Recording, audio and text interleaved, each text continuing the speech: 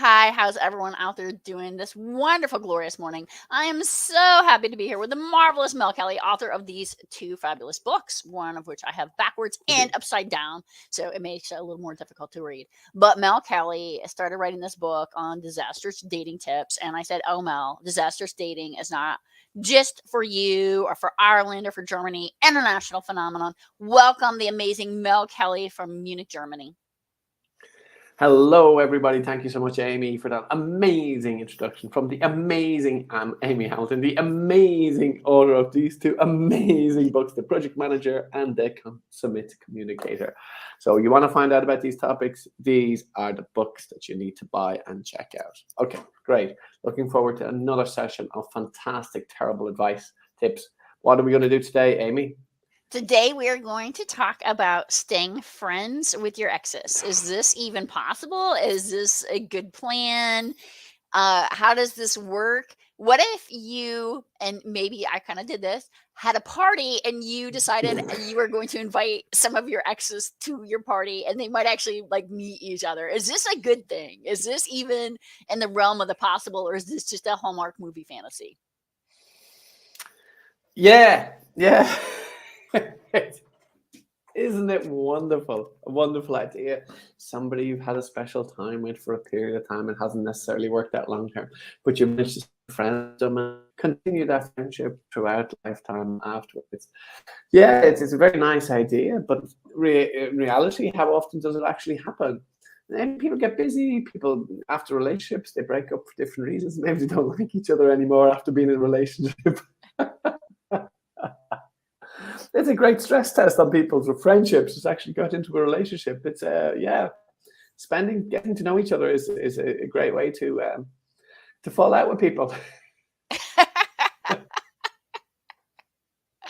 Just getting to know each other is completely overrated. So yeah, you get to know these people, and then you choose to stay friends. Man, it's very noble, very noble. Yes, it's like a movie. It's like a Hollywood movie. Yes, tell us more, Amy. I honestly just think it. I mean, a lot of times, and I used to say this when I was young all the time, and I actually helped one of my exes and one of my girlfriends get together, and a lot of people like scandalized because they were like, "Well, that's just like wrong for her to date your ex." I'm like, "No, no, like I got them together. Like like when we were breaking up, I'm like, you know who would really like you? Jill. Jill and you would be good. Like we are not good." But it didn't make him like a bad guy. It made him like not a good person fit for me, right? But I mean, I'm not everybody's perfect ideal partner. I mean, gosh, the world would be so boring if we only had one flavor. And I always look at it like, like when you Oh, go into the Amy, ice cream shop and Amy, you have like Amy, 31 flavors with Amy, sprinkles and Amy. waffle cones, you got options. Amy, I'm a Hollywood believer. There's just that one person out there, that one shooting star that's waiting for your shooting star to meet and for your paths to cross, and that there's just that one person only in the entire universe that you can be happy with for the rest of your life. Is that not true? Well, let's just say that was true then. Like you're actually reinforcing, like, don't be with the wrong partner and set them free so they can go be with a partner that they're meant to be with. And you should help encourage and Mm. facilitate that relationship. Okay. So So then good the job, question is, Mel. how many shooting stars are there that are the perfect match? Is it just the one needle in that haystack, or are there many needles in that haystack? So I think that I would And what actually happens if go by you? a theory that I read once, and I don't remember where I read this. I'm gonna have to look it up and find the So you'll right claim it as your own author. then. No, You'll no, claim it no. as your I own. don't want to pass this off. I thought it was such a good concept, but it was It basically was in your life you're gonna have three great written by loves. Dr. Amy Hamilton. Written by Dr. Amy Hamilton. No, no, I did not write this, and I Sorry, do not want credit for sorry. it. I have other good books like these, and so yeah, I don't want to take credit for somebody else's, but it was really good concept because it was basically how in your life you have like three great loves, and that you have like kind of like early romance when you're young love, and then you kind of like have this midlife love, which is a lot of times like when people have babies and do that kind of thing, and then you kind of had this like end of life love where and sometimes that same person might actually fulfill those needs throughout your life because you actually evolve and mature together, but a lot of times it's actually just three different other human beings.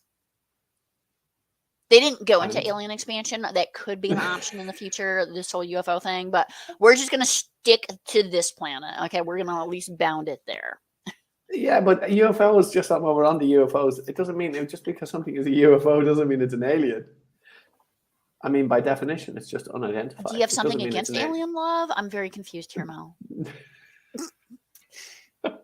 What if I was in love with an alien? Is that cool? Was that my destiny? Because you were talking about shooting stars. What if I'm just waiting for a man or woman or alien creature to fall from the sky, and that is my perfect love? Look, the aliens are gone.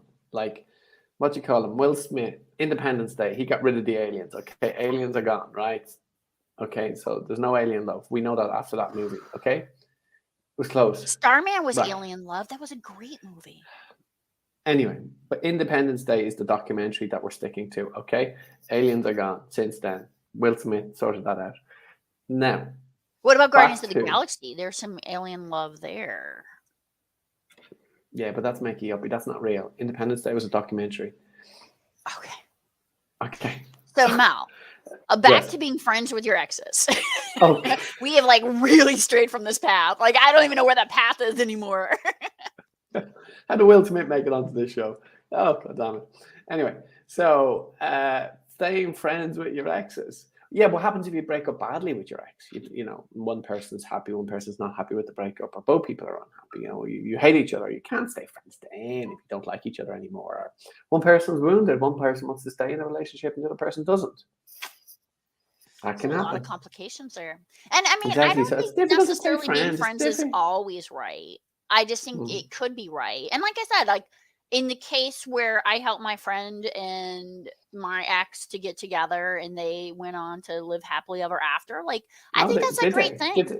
they? Did they live happily ever after? You For know, we have like the 2 weeks? internet now. For I two should weeks? probably For 2 weeks? no. They got married and had kids last I knew. Oh my goodness. Oh my goodness. But I mean, Okay. that was like Wow. 20 years ago. I mean, it was like Oh. pre-internet era. It was before smartphones. Before Tinder. Before there was all yes. Okay. Okay. Back in the dinosaur ages, back when we had telephones and telephone books and things like that. Okay. So telephone books, in case anyone's watching, yeah, what telephone books? You just look it up on Google, you'll find out what a telephone book is. So back to being friends with the exes. Okay, so but I think it depends. But do you think if you're friends with your ex was very, very popular in culture, that really you're secretly wanting to get back with that ex? Or do you think you can just truly be friends? Like this kind of whole Meg Ryan scenario, Harry met Sally. Can you really just be friends? Well, I think it's different if you've been together, you've been in a relationship. I think you probably figured out that you do or you don't want to be together. So you realize you don't want to be together, then it's probably easier to be friends. Yeah, that's what I would think too. So, That's very but interesting. not if you're the one that was dumped, because you might be looking for the reunion and the return. That Well, might be but different. It depends on the I dynamic of think the breakup. as Depends you on the get dynamic there. older, at least in my experience, the more and more breakups are mutual. Or the decision to part ways, even. I wouldn't even call it a breakup. I would just call it more of a decision that you both are mature adults and can recognize that maybe you're not the best possible So you're doing the complementary people for each breaking up, other. is what you're saying. No. Like, Uh, no, that's not true at all. I think there's definite recognition for some people like, hey, this is great, we're great people, we're just not great people together, and there's nothing mm, wrong with making a mm. mature decision like that. It's very mature, and you're discussing maturity with me. Well, Mal, I know that you're like slightly younger than me, but you know, when you get to be my age, I'm not sure if I'll be still alive. well, hopefully you will be, and hopefully we'll still Well, be doing this hopefully. show because we'll be doing the next instantiation of this show, which we haven't talked about in a while. Mel, Exactly. you're preparing a new book. You want to talk about it in a minute? Yes.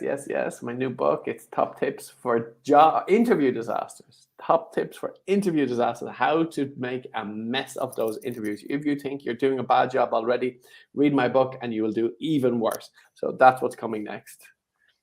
Wonderful. And so we're going to actually rebrand the show into just top tips on life disasters. We can do dating, we can do interviews. There are so many areas where Mel has messed up his life that he can share with you.